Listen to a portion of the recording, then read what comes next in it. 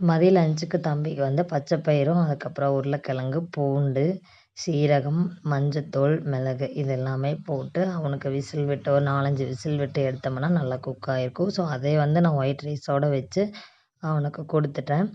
So morning வந்து ஊருக்கு போகிறதா பிளான் இருக்கிறதுனால நைட்டே ட்ரெஸ் எல்லாத்தையும் எடுத்து நீட்டாக அரேஞ்ச் பண்ணிகிட்ருந்தேன். ஸோ அப்பாவும் துருவனும் விளையாடிட்டு இருந்தாங்க. அதை தலப்பா கட்டி விளையாடுற அளவுக்கு சார் வளர்ந்துட்டாரா அப்படிங்கிற மாதிரி. ஆனால் அப்பா அதை பார்த்து நல்லா என்ஜாய் பண்ணாங்க. அவனை பார்த்து நல்லா ரசிச்சுட்டு இருந்தாங்க. அதுக்கப்புறம் நைட் டின்னருக்கு வந்து அம்மா வந்து பூரியும் உருளைக்கிழங்கு குருமாவும் வச்சுருந்தாங்க.